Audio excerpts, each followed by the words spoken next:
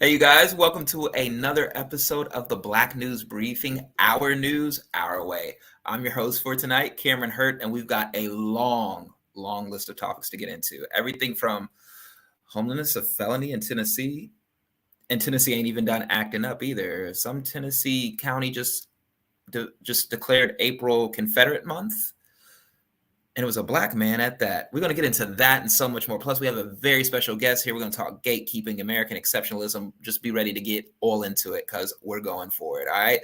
So stay tuned. We'll be right back. We're going to get into it.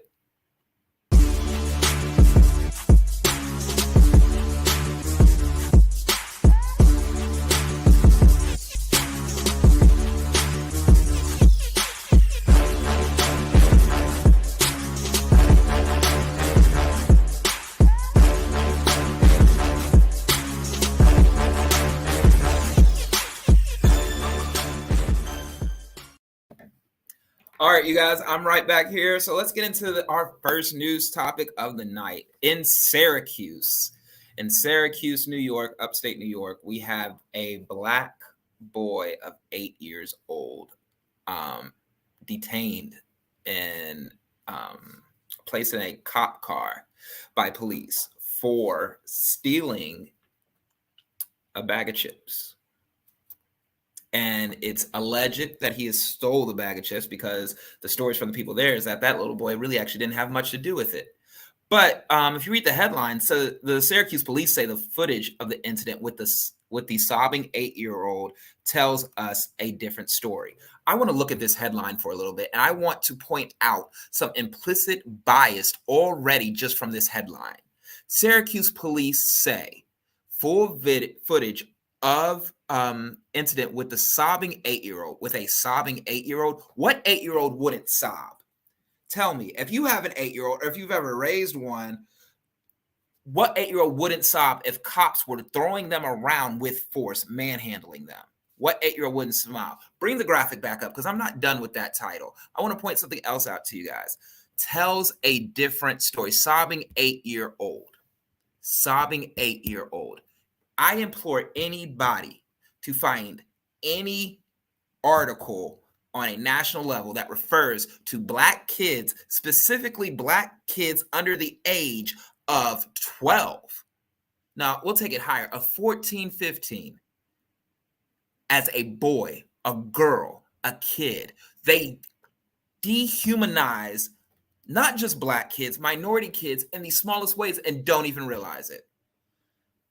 I'm done with that graphic. The reason why this tugs at me so much, and we're going to get into the facts of it all, but I still go back to Tamir Rice.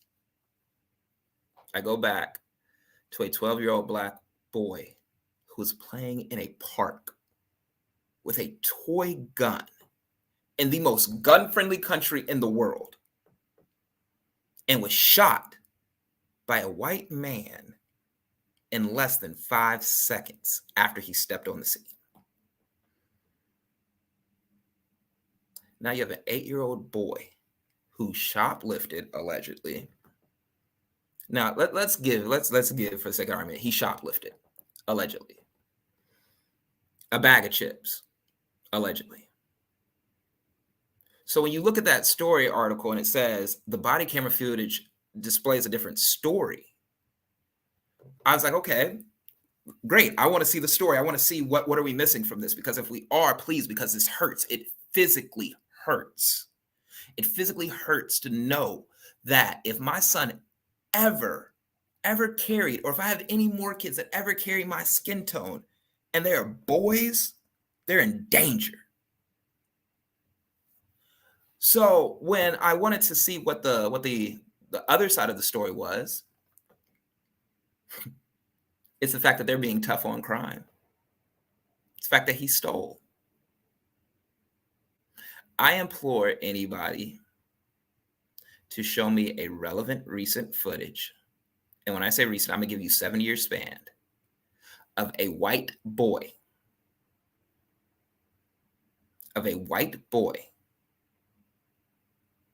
age 8, being handled like that. Because I've worked in the school system. I've worked with unruly kids. of all races. I've only seen the cop called on 2 races. What is it about minority children that makes majority strip them of their childhood? In the Tamir Rice incident, the police was able to get off. One of his arguments was that Tamir was big for his age. He looked like a man.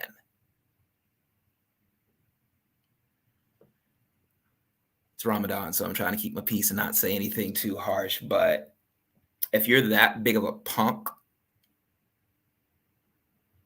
maybe you shouldn't have a badge. Period.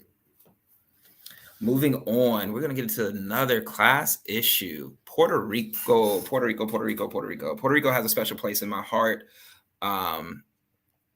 It's a beautiful island that was colonized, that has been, used for its resources by America. Today, the Supreme Court took America's atrocities against Puerto Rico a step further than I couldn't even imagine. The Supreme Court upholds exclusion of Puerto Rico's residents from Social Security benefits programs, stopping more than $2 billion a year. $2 billion a year. That's with a B, from flowing to the island's residents. And this is a cool title, but it doesn't really give you everything. Social Security benefits. Well, what Social Security benefits? It is specifically that they are going to exclude Puerto Rican residents from the federal disabilities program. So disabled Puerto Ricans are going to lose out on $2 billion in access. Why? I mean, the opinions that read are because Puerto Rico is not a state. It was a 8-1 vote, and the only dissent was Justice Sotomayor. And it's not a coincidence that the lone Latina was the only one who saw this as very problematic. True, Puerto Rico is not a state, granted. But there's a level of hypocrisy, there's a level of cloudiness in the law, because Puerto Rico cannot be a state, right? But people who live in Puerto Rico are just as much American citizens as you and I. Full stop. They're citizens. Stop. They're not second-class citizens. We don't have tiers of citizenship. They're citizens. So effectively, what Congress, and we should watch this because the Supreme Court says that Congress can not send this money. If Congress doesn't send this money and it's a Democrat-controlled Congress,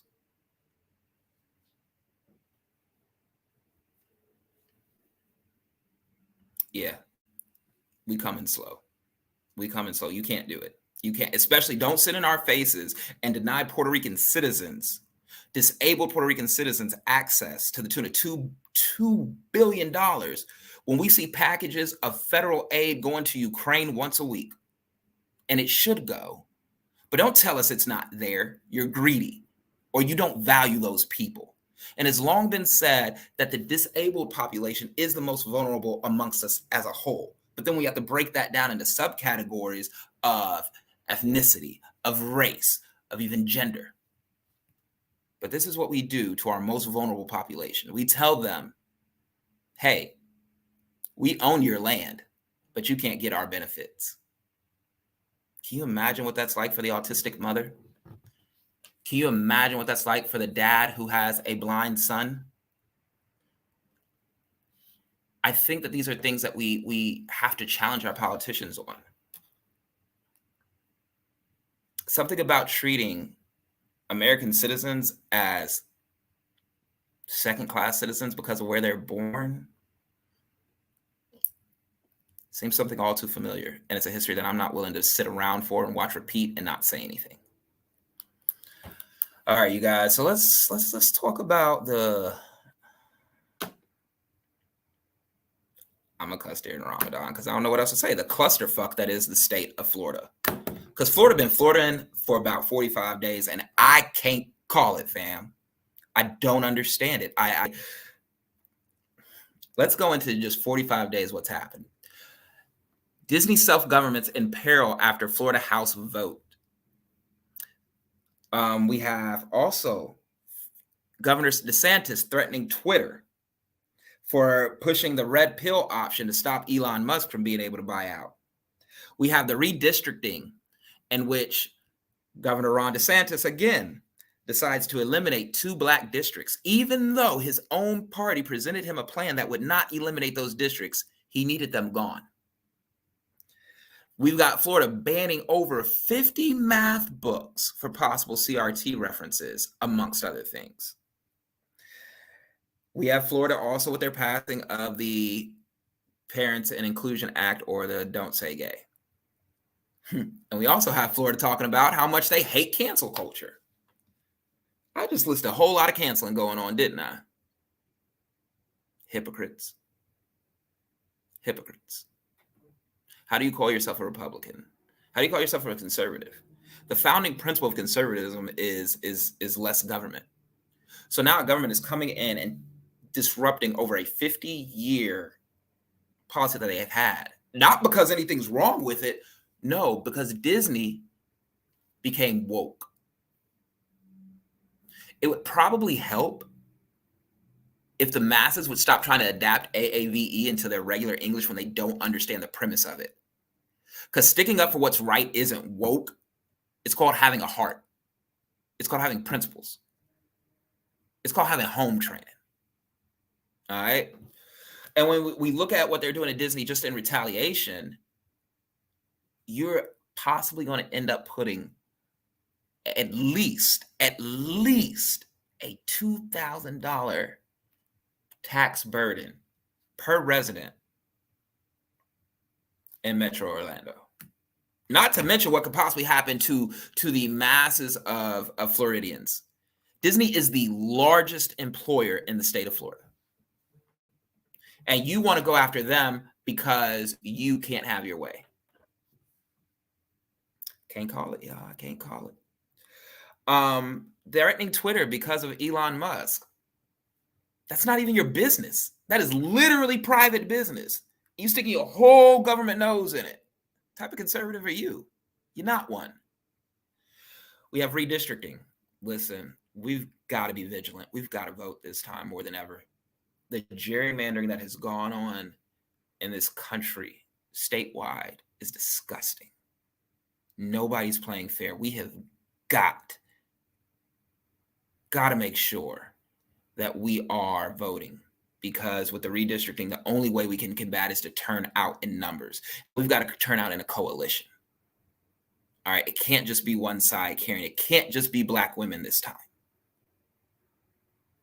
And I'm not just talking to Black people. We need a coalition of I say minorities. My friend loves to correct me and say, no. We're the world majorities. It has to be something that we can come together on, because the redistricting is going to gut Florida even worse than what we see now. With the banning of books, math books at that, for possible CRT references. That's funny. I've taught math I've taught fat math for 3 years. I took math for 16 years. I can't tell you one CRT reference that I've ever read, seen, or could have thought remotely be CRT. So can Governor DeSantis produce the evidence? Can he highlight it? Just highlight it for us. We'll read. He can't. And of course, we know Don't Say Gay, which we already covered. I don't know what's going on in Florida. I used to think Florida man, the craziness of Florida was all hype. It was exaggerated. Like, I lived in Tennessee. I've lived in Indiana. I've lived in red states. Red states ain't like, Florida is a dystopia. And I mean what I said. All right, but not to be outdone. Not to be outdone. Florida's little brother, Tennessee, is trying to show out right there with them. A mayor in Tennessee decided to name the month of April. Sorry, I really can't even wrap my head around this, but decided to name the month of April Confederate History Month. Just Confederate Month, not even Confederate History. Confederate Month. So Tennessee has now decided that a month should be dedicated to people who betrayed the Union. Oh, Did I tell you the mayor was black? Yeah, he's a black man. He's a black man who decided that Confederate history needed to be celebrated. The irony in it is there. We can all see it. I really understand. I really think I understand the mentality of overseers during the time of slavery. I really do. I don't understand it. Again, they were traitors to the Union. Are we going to have in, 100, 200 years, a January 6th history day? Like, are we going to do that? Like, what are we doing? They were traitors to their country. They were traitors to humanity. They were slave owners. They were bigoted racists. And he can guarantee if Confederates had won, he would not be mayor today. But see, Republicans push a narrative that I'm sorry, I'm gonna stop saying that. Not Republicans. Far-right libertarians, the Freedom First Caucus, the America First Caucus, Trumplicans, QOP, those people. Now, they currently have the Republican Party in a chokehold, but I don't want to bastardize the Republican Party because words matter. They matter. They really do. But so in calling out the groups that I did, they push a narrative that blacks seem to have a problem with conservatives. Be clear. From my experience and in my community and the people that I talk to and the people that I deal with, most black people actually hold traditional conservative values. If you want me to be real with you, black people aren't the most gay friendly. They want their money to stay their money. They don't want to pay more taxes, not if they don't have to. They don't want the government in their business. They don't trust the government. They don't like the government. They have a strong tie to Christianity and the morality that comes with being a Christian. So most black people are, at their core, actually adherent to conservative values. The thing is, what we're not adherent to is minding other people's business, okay? So it's not that black people have a problem with Republicans, because a good number of black people are Republicans. It's that the far right that the Republican Party has leaned to and that has embraced and that has encompassed and engulfed it rejects blackness, rejects individuality, rejects diversity, rejects cultural relevance. How long before we see something like what we see in France, where they have a one French type principle, like we're all French, nothing else, like we should all just be French? How long before they try to turn the great melting pot just into one America? We're all one Americans. We're not different. We don't need to celebrate our difference. We don't even know. How long? How long will we wait? Also, Tennessee decided to, after one lawmaker decided to, quote Hitler's as a genius and a great man. I don't have the direct quote, but it was something along the lines that he was a genius and he just made one wrong mistake and it just went really bad. But apart from that, this guy decided to, they proposed a bill in the Senate last week that would make camping on federal public grounds, on public grounds, not even federal, public grounds, a felony. It passed the House of Representatives today. Now, what this was presented by, and I'm actually familiar with this bill because I remember when it first came, like they were trying to draft it. It actually came about because of protesters. What they wanted to do in 2020, a group of protesters laid siege to the Tennessee Capitol, where they camped outside for over 90 days. And what they needed was a law to where they could arrest them. So this was the law that they proposed, and it just now passed. That was summer 2020. Now we're here in 2022, and it passes. Those protesters aren't there anymore. So essentially, you've just made homelessness illegal because those are the only people really camping on public grounds right now. So homelessness can now be punishable by a felony, which will do what? Which will do what?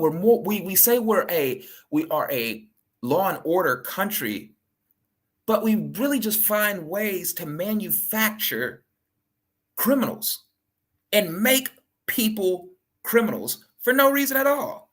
We don't believe in law and order. We believe in pipelining people to jail to say that we're tough on crime. But it's no...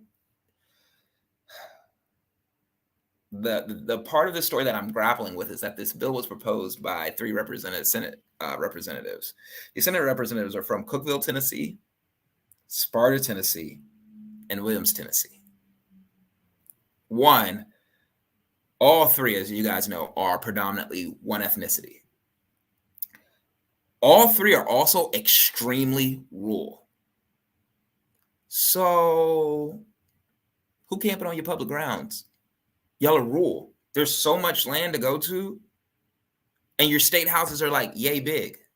Cookville's maybe yay big. So why did a rural representatives need to draft this bill? So the ones in metropolitan areas could keep their hands clean. We know what this is.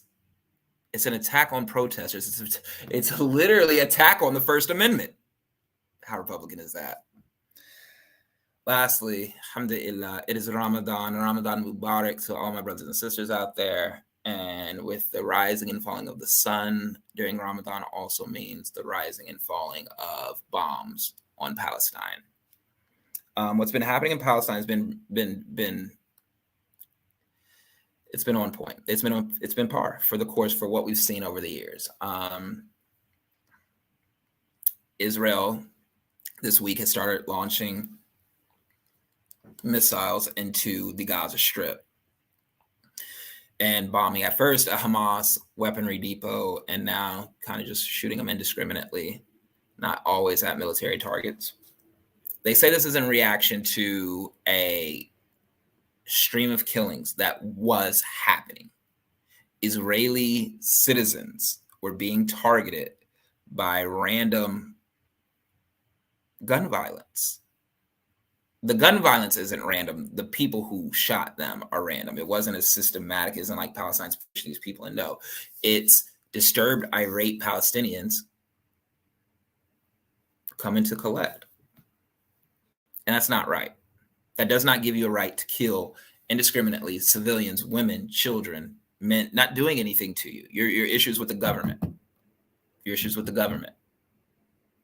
You cannot go around indiscriminately just shooting at civilians. You just can't do that. With that said, we here in America, we live with that every day, don't we? You see, Israel's world is rocked because they've had 3 or 4 killings in 2 or 3 weeks. We can get 2, 3 or 4 killings in an hour. Why is that needed to drop a bomb? A bomb for a bullet? And then you take it a step further, right? A bomb for a bullet. Okay, no. Trying to protect your people from indiscriminate attacks. Understand. Going into a place of worship during the most holy month, during the exact time of prayer, with bombs and tear gas, is a crime against humanity. And it has to be called that. This is what we were talking about, right? This is what we're talking about. Like, yo, what Ukraine has going on is very real. Every day we hear about, oh, what about possible war crimes from Russia? What about possible human rights violations? Okay, true. They're doing all of them. I agree with everybody. What my question is, why is that same energy not given to Palestinians? It's free Palestine to the death of me. All right, you guys, so we're going to switch off here now. I am so excited here. We're going to get into our main topic of the day. We have a special guest, Miss Toya from the Chop Up Shop. She's going to be joining us right now. Let's get into it. Toya. What's going on, Cam? How you doing? Blessed, and black. How you doing? I'm great, yo. I'm doing good. I'm feeling good. I'm happy to be with you this evening. Thank you. I'm so happy to have you. I have actually been a fan of yours since at least 2020. That's love, yeah. That's love.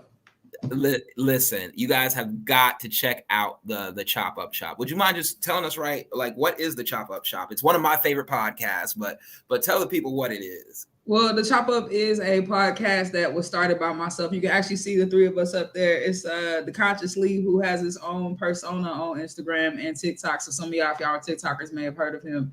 And then my other brother over there, the Political Plug, also known as Damo. We are a group of co-hosts who recognize ourselves as millennial, college-educated, socially formulated, hood-developed individuals who approach the world with those different filters and lenses on how we understand what's happening around us. Myself and Conscious Lee are both educators. Damo is an aspiring law student as well as working in HR currently. And so we have our various orientations for the world around us, and we use those to literally chop it up about, the gamut of topics and conversations that we're having amongst ourselves as Black folks on a day-to-day basis. So every Thursday night, tonight, right after this show, I'm gonna still be rocking the Power Ranger shirt because we're gonna jump over to the Chop Up show and we're gonna have some great time. And so listen, it is literally gonna be morphin' time. And we'll slide over to the Chop Up show. So catch us on YouTube, catch us on Facebook Live. Just look for the Chop Up show and we will be right there ready for you. If you can't do it tonight, if you like, right after this conversation is over, the Black News briefing is wrapped up and Cam is done, I gotta go slide and do dinner or something like that's cool. Listen to us on Spotify. Listen to us on Apple Podcasts.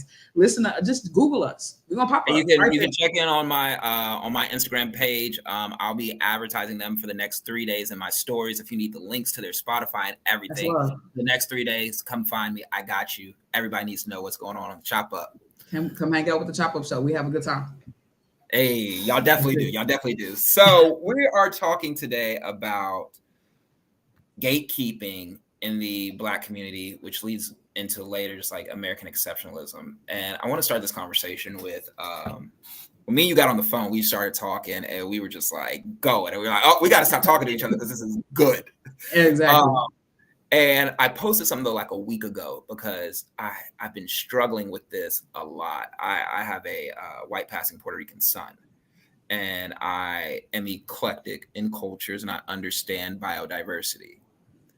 And so the way that I see Blackness is very unique, I guess. Mm-hmm. Well, I think it's unique. No, it's very worldwide. But I've had conversations within my African-American community, and we get limited sometimes. Right. And so I didn't ask. I said, I really need all my dark-skinned brothers and sisters to stop acting like they're the gatekeepers of who and what is Blackness. And as a 6'2", dark-skinned male with all this hair, right? So that you 6'6". Technically, I mean, if you tell the truth about it. Hey, okay. Straight out of North Nashville, HBCU educated, Divine Nine member. Mm-hmm. You're not ever gonna touch my Blackness. I don't care. You can see me in my car bumping Taylor Swift, and what? Because my Blackness is not just my music. It's my culture. It's in my blood. It's in my ancestry. And so I posted that because I saw people coming at future Supreme Court Justice Jackson about being married to a white man. And I can get how that can make people uneasy, but what gives anybody the right to gatekeep how Black somebody is? Or I see people say this all the time that Cardi B ain't Black. Belcalis. Come on. Come on with the government. I'm like, how's she not? She Dominican, ain't it? Like, isn't that okay? Cool. I showed my dad somebody that is super white passing, has one Black father, one white mother, but very white passing, but has Black features. Like, I look at him like, oh no, you mixed. And I look at him, he wears a shirt that says, I'm a Black man. And my dad was like, I don't like that. So I pulled up Tracy Ellis Ross. I said, is she Black? It's like, yeah. They literally have the same amount of DNA. What are you basing that off of? Can we get the rules? Like, what is this gatekeeping Is it new? Do you think it's been going on? How do you see it manifest? I mean, I think much like anything that is going to have to do with Black folk, the conversation is going to come with nuance. It's going to come with levels and layers. And I don't think, based on the way the diaspora plays out, based on the way, and it just also depends on the context of, what when we're talking about gatekeeping, what it means, because the Justice Ketanji Brown Jackson gatekeeping is a different scenario than white passing folk. And ancestry that's a different scenario. That's a different scenario from Dominicans and Puerto Ricans, right? We're having a bunch of different conversations. So the desire to have like this really cut and dry, clean conversation is hard, because you have to take the context. You have to also assume, right, people's consciousness and understanding of different components of the lived Black existence, right? Different components of the roots of chattel slavery up to now, different levels and layers of what it means for Black women to be in loving relationships in a 2022 world and society. Come on. You know what I'm saying? So they're like, really, when you say, what are the rules? How do we like nuance, right? You almost have to, you can't jump into those conversations. You have to preface it by saying, are you patient enough? Are you willing to tarry with me? Now, as for people who know the Bible, that's one of the biblical. Hey, come on in the room. If we're gonna talk about this, like, I need you to have the intellectual capacity to really sit and sift, because the cut and dry answers might not be there. So when we get to the card, I'm so sorry to interrupt you. You said you need them to have the intellectual capacity. I also need you to have some internal healing too, because it is traumatic going through the Black experience in the Western world. And when people are trying to gatekeep, it's not that they're trying to be rude, I found. It's that they're trying to protect themselves because they've been hurt in this way specifically, or they've seen the hurt in their community perpetuated through this specific way. Absolutely. You let people borrow parts of, you let people play, and then it comes back to burn us. And then we see it used as a spectacle. We see it used as then a metric or a standard. Well, you see, you should have been doing it like this. Well, I'm the real tried and true version. What they doing is a off-brand version, and you telling me I need to be. When did political terminology get so much AAVE in it? Come on. When did white people start saying? When did white politicians start saying woke? And have no idea where it originates from, when did rich white Republicans and Democrats, because Nancy Pelosi taking that knee, she could have really got on up. But when did they start saying cancel and not understanding what cancel? Well, it's interesting you bring this up. When did they start saying, when did they start doing? I feel like it's a casualty of survival within warfare, right? Usually we say it's a casualty of warfare. I say it's a casualty of survival within warfare. And this is what I mean by that. Our culture is constantly under attack, right? Yet us as individuals trying to navigate and transcend what society expects from us, the standards they set for us, the things that they've said we can or cannot do, the way that they police us. We've been always trying to circumnavigate that. So we still we just gonna do our thing. We just gonna do our thing. So I'll center this or filter this through a discussion I just saw on Twitter, like yesterday, day before, where people are like, somebody tweeted something like, don't y'all just find it crazy how Black people will say, you just gonna sit up there, and they're not sitting, right? That is like a language, right? That we use. You just gonna sit up there, but they're not sitting or they're standing anywhere. It's just it's a term or a phrase of art to describe somebody doing something, right? And so other people commented like, there y'all go again, giving away the recipes, giving away the secrets, giving away the lingo, like whatever. And it sucks because the original tweet, I was like, that's wild. Like I wanted to, collect around that. I wanted to coalesce around it. I wanted to amen that. And then in that moment, I look at the tweet and I'm like, dang, you got a point too, right? So it's a very conflictual relationship you have. And we're in warfare, right? They don't want us talking like that. They think our AAVE is trash. But at the same time, when we decide to say F the rules, we still gonna go ahead and engage and talk how we want to and kind of survive through warfare, right? Then we put it on a platform, we put it in open spaces, we take it out of covert and overt spaces and put it on a platform for them people to go pick it up, because that's everybody's internet. Everybody get to scroll through that. And as much as we were there, as much as they call it a Black Twitter and a demarked and set aside, it means nothing. right? I couldn't tell you Black Twitter's address if I had it. You know what I'm saying? And so, and I wish I'm a part, and it's the oddest thing because I'm a part of it. And so this inside outside subcultural, these subcultural spaces that we try to create are necessary but not sufficient, right? Enough to allow for us to move aside and circumvent the ability for them to snatch up our culture and flip it and dip it however they want to, right? It's necessary. We need to be able to talk how we need to talk. I need to be able to say, and you're going to sit up there and you know good and well you was on your feet. How you going to sit up there and cut me off in your car? Well, they was driving. They was kind of sitting, but they was really driving. So, right. But we know we need those moments, but we also are under hyper surveillance. So they just going to look me dead in the eye and do that anyways, and they ain't look you at it. Ain't never look. And never, you know what I'm saying? Like, but we know a bold-faced lie. And the person was smiling and doing all types of stuff, but this is how we come to understand the indignance, the nerve, the indignation, the capacity, the gall, the audacity. You know what I'm saying? We're able to hash those things out, and it becomes a loaded term, and a loaded phrase that is infused with so much culture, context, levels, layers.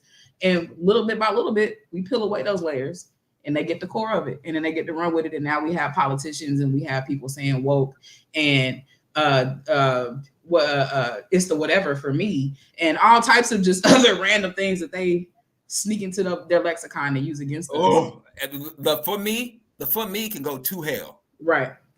They ruined it. I don't even want to use it. They ruin everything.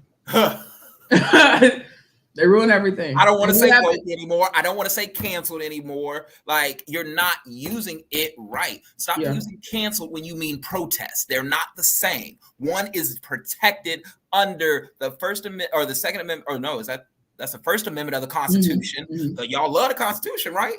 Like, that's more holy than the Bible, right? All right. But I mean, you know, as me saying, oh no, they canceled from my life. Me talking about somebody that I'm personally dealing with. No, I canceled that.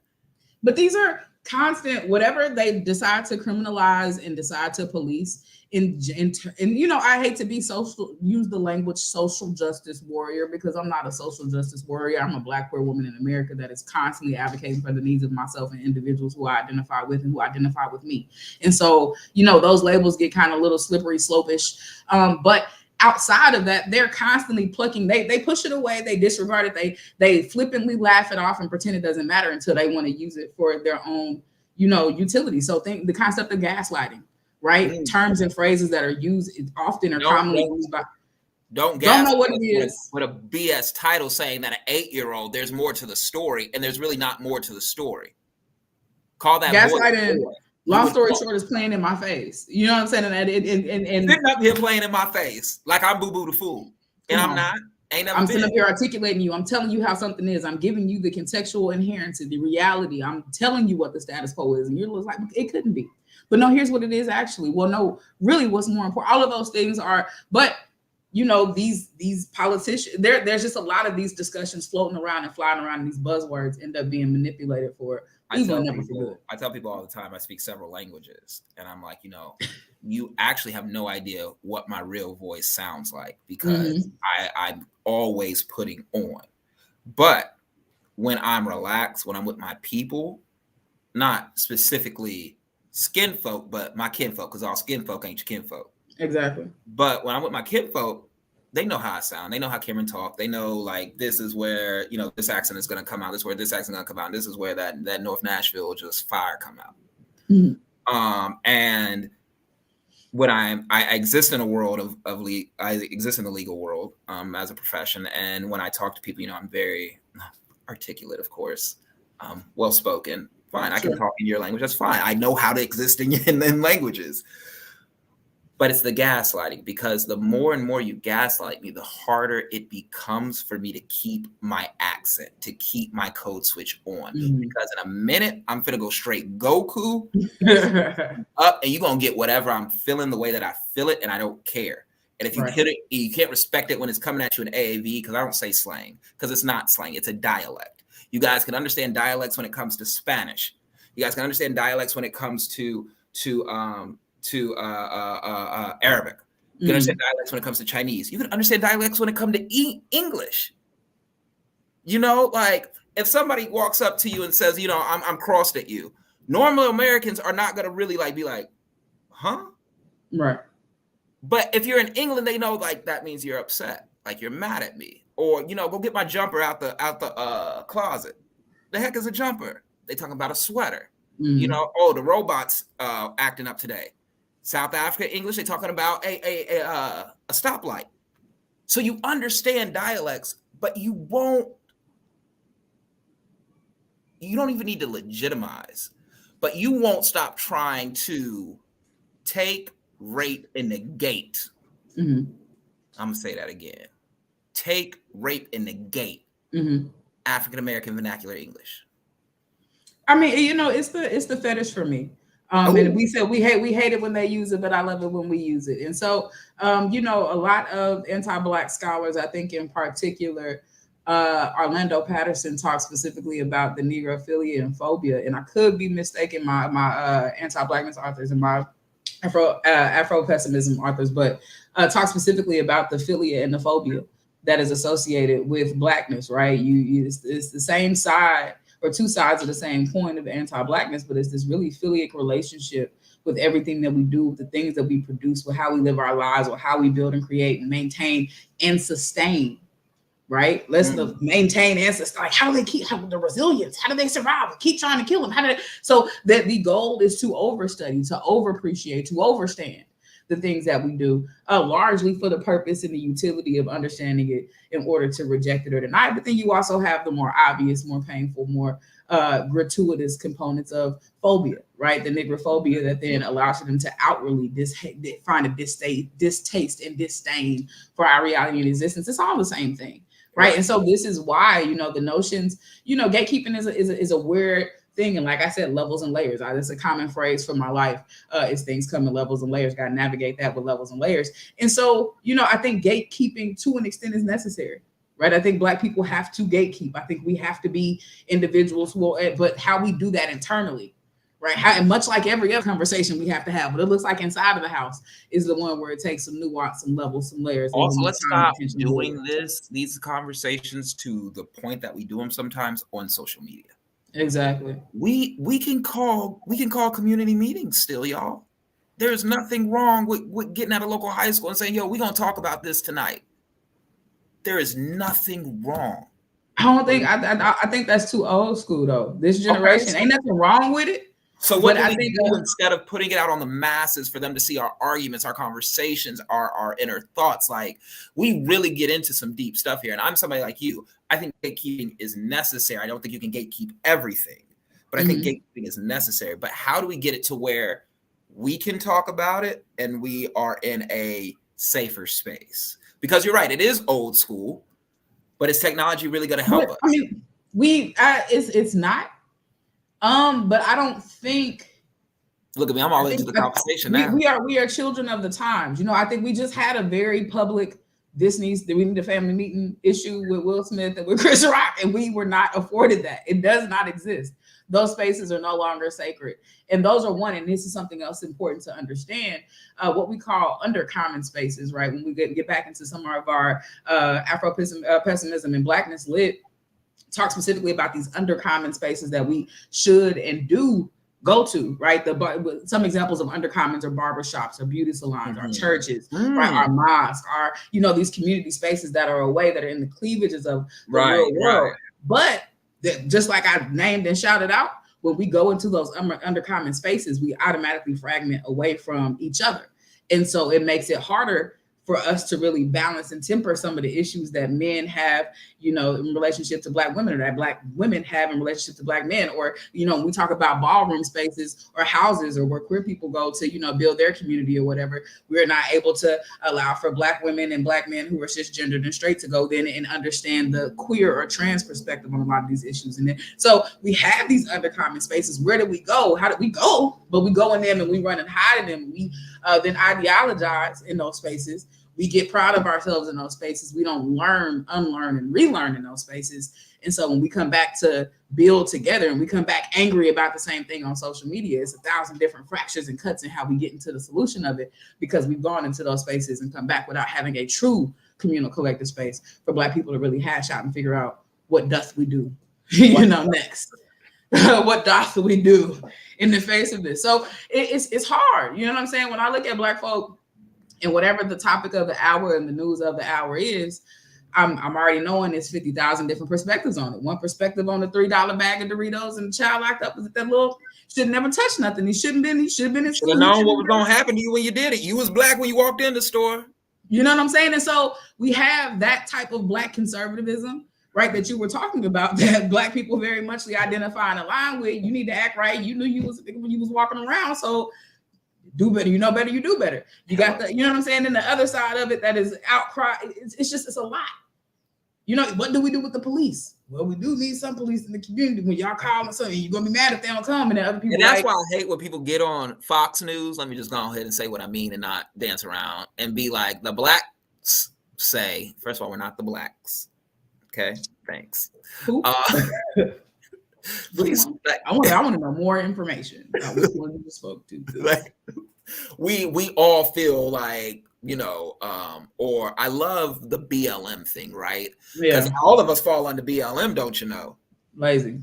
They know more about the organization of BLM than I do. Have you ever got, and I mean this truthfully, have you ever gotten an invitation to a BLM meeting? The organization? No. You ever met anybody who works for the BLM organization? I'm gonna be one better. I've never missed a BLM meeting. Not only have I never been to one, I've never missed one, because there's never been one anywhere in proximity to where I've never even missed one. Not that I could have been like, I don't even know if I missed the opportunity. You're right. I live in the greater Los Angeles, and so let me not sleep. I could have just not been on the radar. But if the goal was to truly galvanize this collective, hey, you're pretty much on the radar. Then come on. You know what I'm saying? So no. And hold on. NAACP Image Awards were able to find you, right? They were. And believe it or not. Yeah, but BLM can't find you. You know, all right. But BLM is all of us, and it's so much money, and it's this. Toya, unfortunately, that was at the mansion. That was at the house. They've been at the house with the lemonade. Yeah. Unfortunately, we've got to wrap this up. We didn't even get into American exceptionalism. If you ever want to come back, please do. It has been great to have you. And we're actually just going to wrap it up. You got to be backstage and hear some of the topics. We want to hear your point of view on some of the news. Like, do you got any hot takes on any of this? Anything that stuck out to you? You know, I honestly, and this is about to be roundabout affecting the Black community. I mean, talking about it tonight, but Netflix is wilding, y'all. Do you know, they're already tripping on screen sharing. And I say this because in a world where we have economized our streaming services to not have to pay cable bills, a lot of, communities who are dealing with low income issues, is like, I'll pay the $7.99. Okay, I'll pay the $12. Okay, I'll pay the $15. All right, you want to charge me $20? I'll do that. But now that they've already created limitations on how many screens can watch at once, now they're about to crack down on, I think, sharing passwords in different households and putting commercials and ads and stuff. It's really, it's tough as individuals who want to be represented, who want to see ourselves represented, who need the ability to separate from the real world sometimes and be able to watch our shows and things and find therapeutic self-care. I was really thinking, like, Netflix, come on. And then it just seems like they're messing up the bag. I'm no economist. I'm no mathematologist, but you cranking out a bunch of 1-2 season shows that are mid or great, and you cancel them anyway. So you're wasting money both ways, because either you're canceling stuff people are watching or you're making trash in the first place. Movies is all over. It's peculiar. Make less things so that we can actually find them, perhaps. Because it's a whole corner, and you keep telling me 93%, 97%, 82%. You don't know me, Netflix. I've never gone through and done a survey on Netflix like, this is what I like, this is what I don't like. But they show me what they want to show me and don't show me what they don't want to show. It's a shamble of an app. And the only thing going for it was that you did not have to pay anything different to not get commercials. And now they're talking about putting commercials in there. So my mind is blown. My heart is saddened. Black and brown and minority and marginalized and broke around the country and truly around the world. Yeah, about to be affected in very negative ways. Because to me, the base subscription that most people have is like, I got a Netflix. login. Like, if you ain't got nothing else, Netflix. You might not have Disney Plus. You might not have jumped on the HBO train. Showtime might be out of reach for you, but everybody got a Netflix account. So it's hard out here. I'm praying for y'all. I got a couple of hard conversations I have with a couple people on my account. Like, y'all gonna have to find some new arrangements, y'all. See, I saw you guys, saw the Consciously actually post about this. And my comment was this: you can't come at me with Disney Plus energy, but you give me a Tubi selection. Come on. You can't do it. Stop playing with me. And then Could you're be gonna put it her on. because she stays in her lane. Come on. You gonna put up. This is the part that just blows my mind. You gonna tell me what I can and can't do with my password for people in my house. So my son, if he's away in college, he can't use the family account. So the hell I'm paying for a family account for? Exactly. That's my family. Like, You know and you think I need you? If I can YouTube what's on Netflix for the most part at this point. All I can hope is that Netflix do like these student loans and keep trying to roll this back and away so they finally get their act together and change their mind. I'm looking at you, United States federal government, Department of Education. But all that money y'all sending to Ukraine. Hello. Listen, you said we had to go. Don't get me burnt up. I'm burnt up. Don't burn me. Come back, Toya. Come back. You gotta come back at the end of the season. Tap in with me. You know where to find me. You know we always going back and forth, sharing moments. Backstreet's back. All right. I'll just say that. Put that. Hey. And Stuck could never. My God. But have me. I would love to hang out with you, Cam. We're gonna have you on the other side too. At the Chop Up Show here. So we about to build a nice little relationship. Let's get it. You guys, thanks for tuning in. We hope you enjoyed it. Toya, thank you for coming. Hey, thank you. Go check out the Chop Up Shop coming up right next. Google it. Go to YouTube, Chop Up Shop. Go to Facebook Live, the Chop Up Shop. Go to Instagram, the Chop Up Shop. Get your link. Go watch it. Get some more information and have a great night. We'll see you guys.